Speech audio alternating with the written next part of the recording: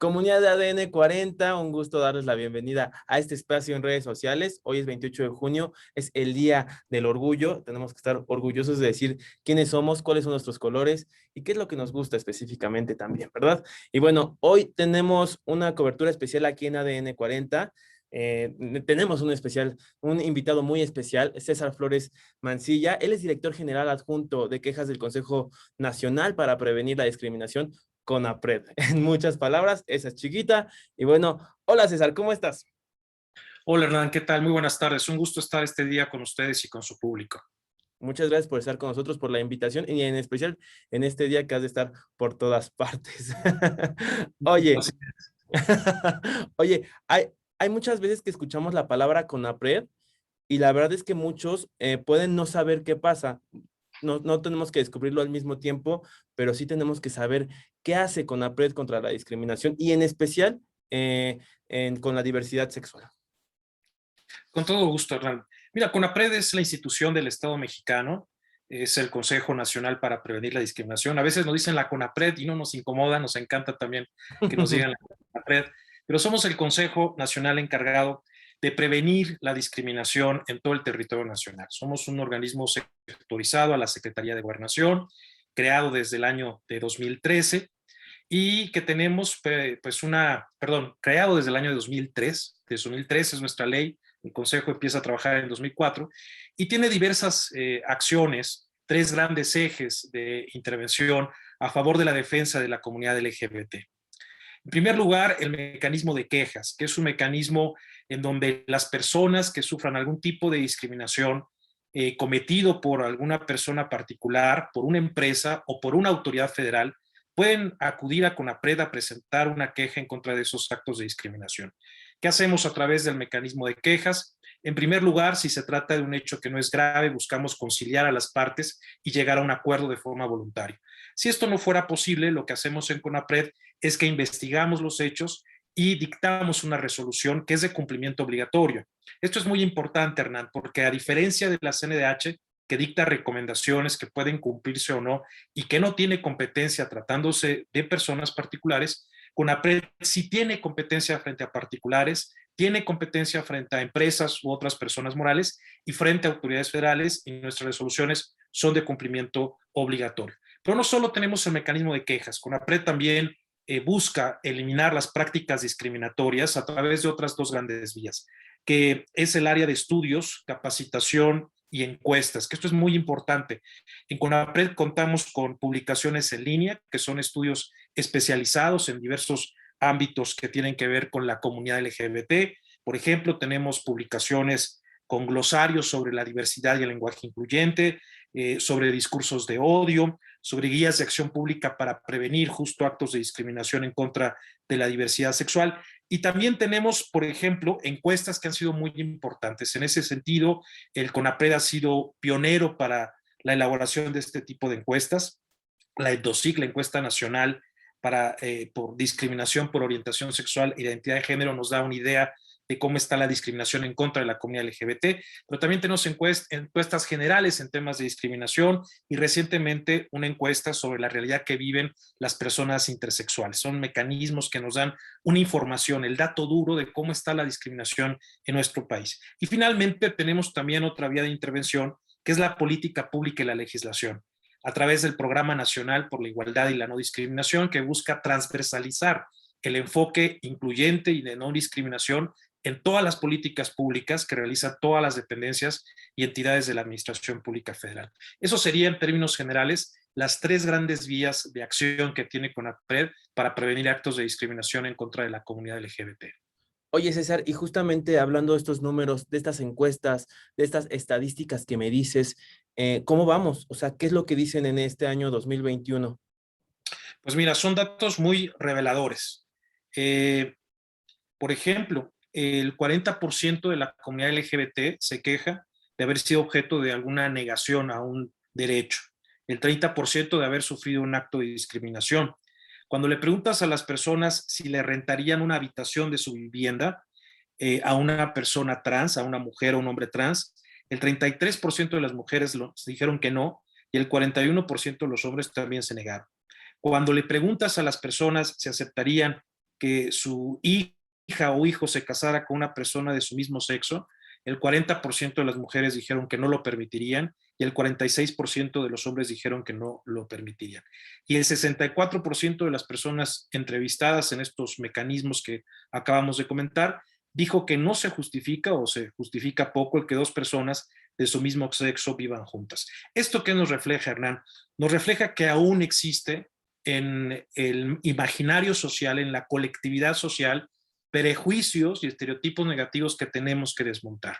Son datos que pues nos hablan de que todavía la discriminación en contra de la comunidad LGBT está presente en nuestra sociedad y que como autoridades y como sociedad tenemos que actuar. Te podría compartir otros datos más específicos. 62% de las personas encuestadas en la Endosic, específicamente aquellas personas que se identificaban como parte de la comunidad LGBT, el 66% dijo que sufrió un rechazo de parte de su padre cuando en la adolescencia descubrió y manifestó su orientación sexual.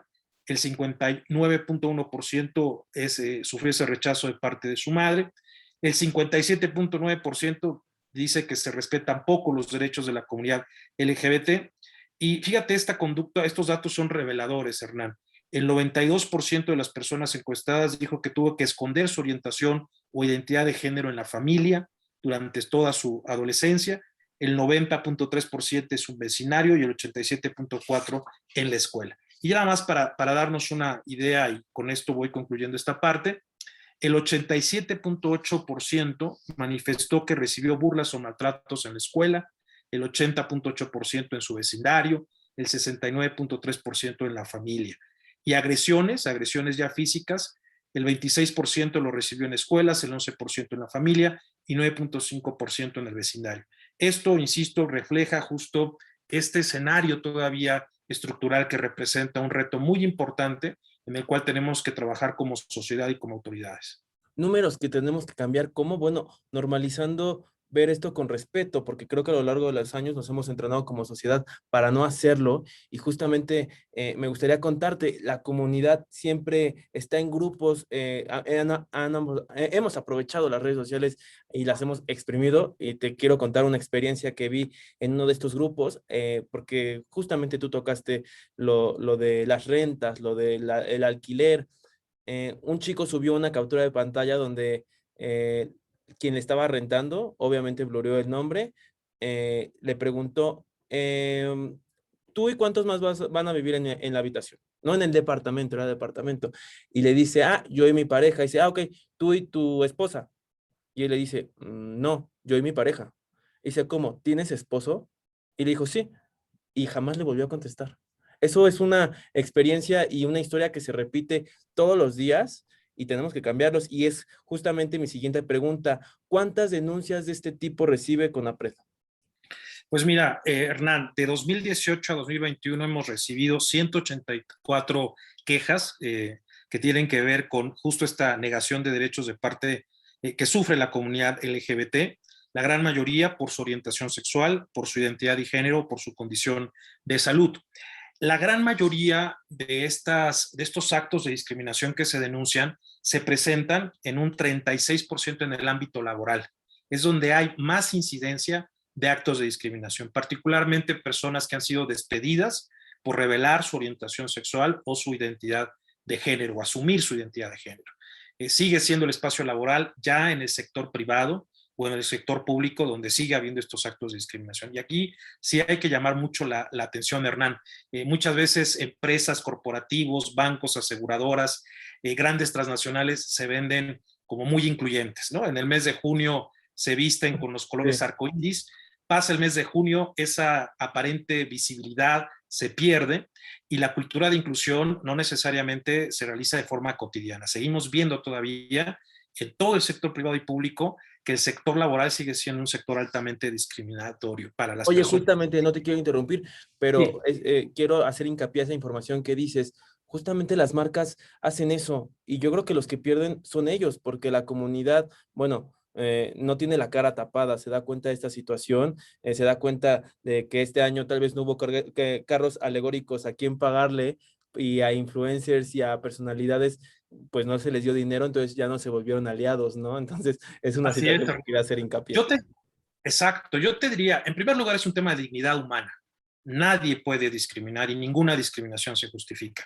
Pero aún con la lógica de empresa, yo te diría que las empresas que no son inclusivas pierden dinero, pierden mercado, pierden público y tienen que darse cuenta que la inclusión es un tema donde ganamos todos respetando la dignidad de la comunidad LGBT y ganan también las empresas teniendo un mercado mucho más amplio y consumidores conscientes a favor de la inclusión. Entonces, ese mensaje para nosotros y para las empresas ha sido muy importante el sensibilizarles sobre ese tema. El no ser inclusivo significa también para una empresa pérdida, ¿no? Pérdida económica y pérdida de mercado.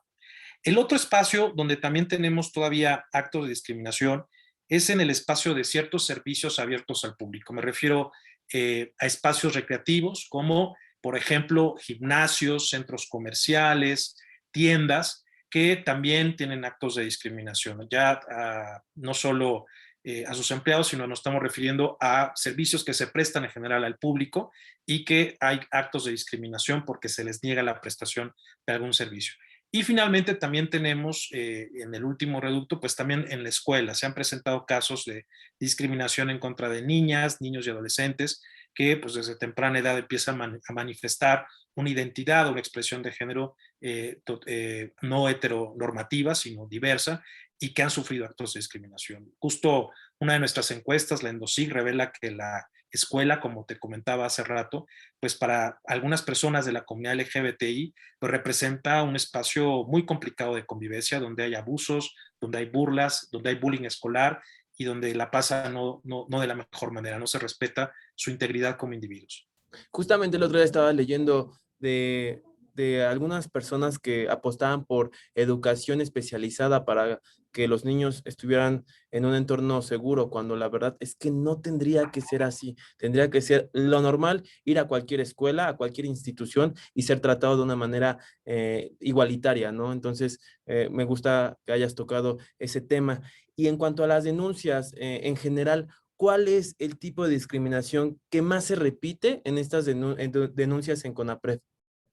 Pues lo que te refiero es negación sobre todo al derecho humano al trabajo, negación al derecho humano al trato digno y ya algunas negaciones específicas como es, por ejemplo, el acceso a ciertos servicios que están abiertos al público o el derecho a la educación. Son, digamos, los motivos más recurrentes que afectan a estos derechos humanos en concreto. Es Y lo que sabes tenemos. que yo creo que las estadísticas también podrían cambiar muchísimo si las denuncias, bueno, crecieran y se normalizara, que se normalizara decir, alguien me discriminó, alguien me dijo esto, alguien no me dejó trabajar, no me dejó estudiar. Eh, Tú como director adjunto de ahí en CONAPRED, ¿qué le puedes decir a las personas que no han denunciado, que no se atreven? ¿Qué seguridad tienen al hacerlo? Dos cosas, Hernán, y es muy buena tu pregunta, porque la verdad el número de quejas nos parece poco para la realidad del fenómeno. En primer lugar, es muy importante reforzar la cultura de la denuncia y de la queja. Esa es la manera en que la autoridad conoce los hechos que están sucediendo. Si no denunciamos, si no nos quejamos, si no alzamos la voz, no sabemos que estos hechos están ocurriendo en la calle, en la escuela, en el centro del trabajo. Necesitamos saber. Y por otro lado, implica un gran reto de parte de las autoridades, el tener la posibilidad de que confíen en que su voz va a ser escuchada, en que los hechos se van a investigar, en que la autoridad va a dictar medidas de reparación para evitar que este tipo de conductas se sigan repitiendo. Y en ese sentido también hay una enorme responsabilidad de parte de las autoridades públicas a ganarse esa confianza con trabajo y con resultados y el atender en la medida de nuestras posibilidades estas quejas para evitar que la cultura de la discriminación se siga reproduciendo. Y ahora tenemos otro aspecto. Tal vez sí se animan a denunciar, pero no saben cómo, a dónde acudir. Se puede en redes sociales, se puede presencial. Ahora que estamos en este marco en el del COVID-19, ¿cómo actuamos? ¿A dónde podemos ir? ¿Cómo se hace? Cuéntame. Con todo gusto, Hernán. Bueno, hay que decir que legalmente las redes sociales no son vías de denuncia. Qué Sin bueno que tocas ese embargo, punto porque ya las redes sociales parece una denuncia ciudadana general y bueno, no estamos haciendo la gran diferencia, solo estamos alzando la voz. exacto. Sin embargo, no las dejamos de atender. En CONAPRED, cuando nos arroban, procuramos entrar en contacto con la persona que nos arrobó.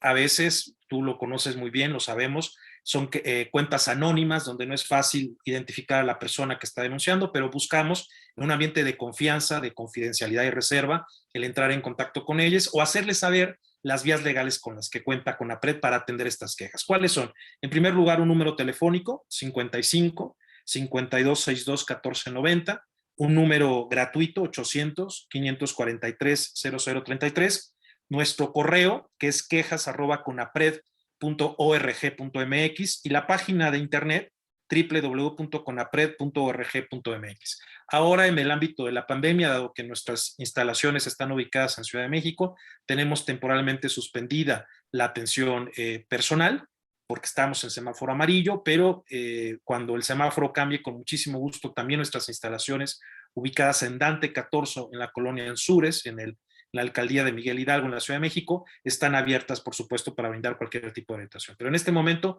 la vía telefónica por correo electrónico es una vía idónea para atención para todas las personas que quieran acercarse a nosotros. Y esperamos que sea pronto, porque la realidad aquí en México también es que no todos tienen acceso a una computadora, vaya, ni siquiera a un teléfono a veces, ¿no? Entonces, creo que sí ya necesitamos una atención presencial para aquellas personas que puedan acudir. Y bueno, la verdad es que muchísimas gracias por este espacio.